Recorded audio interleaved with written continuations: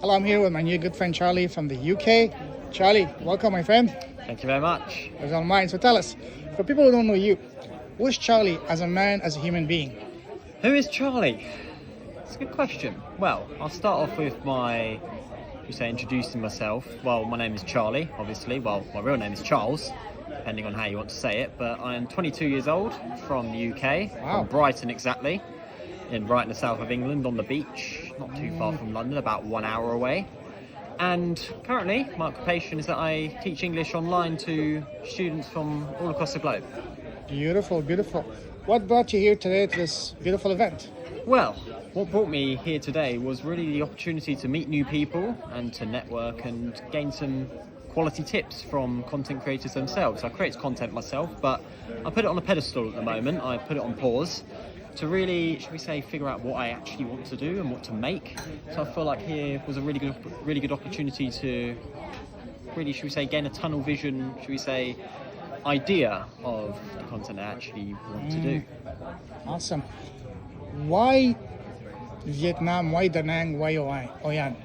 Well, I first started off in Thailand actually, and the idea was to gain online work, which I did, and just to go around this part of the world, i.e. Southeast Asia, and I tried several different places: Chiang Mai, Pattaya, Bangkok, briefly, Da Nang, Hoi An, Nha Trang, KL, Kuala Lumpur, Bali, Hanoi, but here is the best place for me.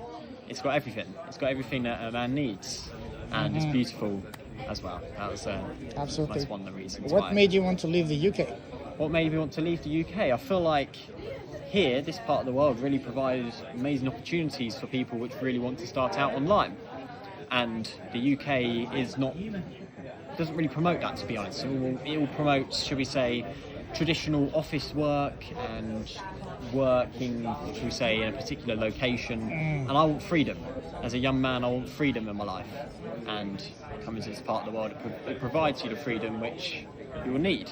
Absolutely. So this is the main factor, and as well the climate here, all year round. Despite it may be rainy, I mean I'm used to that. I'm from the UK, so that doesn't bother me. Especially in a place like Da Nang, where it's in the city, it doesn't bother me. In Bali, it kind of did take a bit of a toll on me because it does get very tropical there, and it can be quite irritating sometimes. But yeah, the climate was another big factor in moving.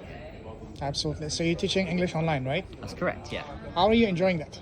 I'm really enjoying it. There's meet so many people from different countries, from Italy to Brazil to Poland, Singapore, Qatar, so many different cultures from all over the world and different skill sets as well. So it's been part of the challenge, but I've really enjoyed it. I think the main thing which I really, that gives me most satisfaction, since doing it, is giving people confidence within speaking English, because this is one thing in which they pay for your services as well. It's not just to learn new grammar and new different ways of talking in English, but also just to gain a bit of confidence in speaking as well and develop their understanding in the language as well.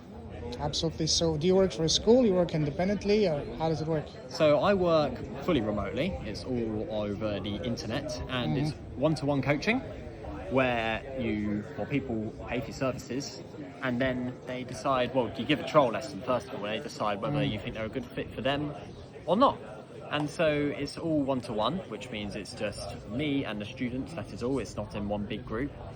And so I run it for a platform, and they come and approach. I obviously have to do some marketing myself as well, but they come to me first. So do they provide you with the students, or you have to look for the students yourself? You have to look for your students yourself. They come to you, they can come to you as well, but in other ways of gaining students, you have to look for them yourselves.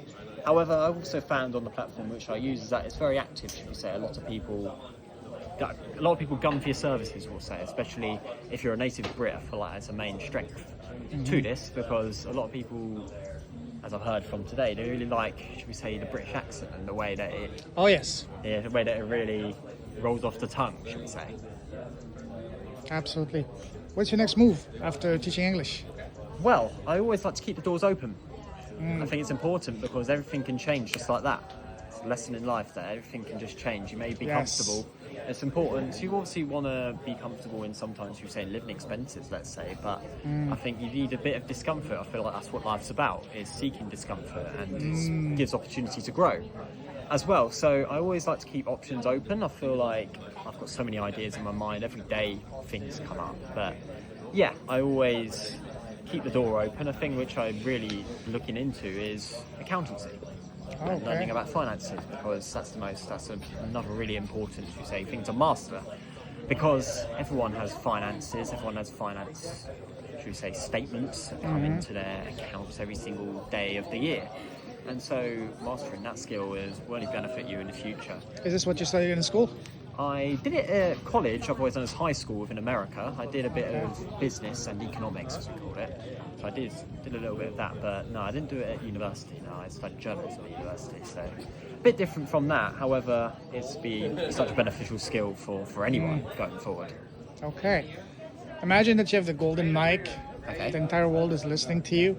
You have 30 seconds. What's your message to the world? My message to the world is, can I swear? Be you. Okay. Speak from the heart. Just don't give a fuck about what anyone thinks, because when we're all grey and old, Yeah.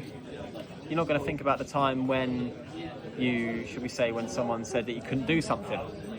I used to go to a gym called No Limits in Da Nang. Well, there's no limits on what you can do in a day. That's what I always say. Like, there's potential for anything, but you just got to put your mind to it. And do the hard work, especially when you don't feel like it.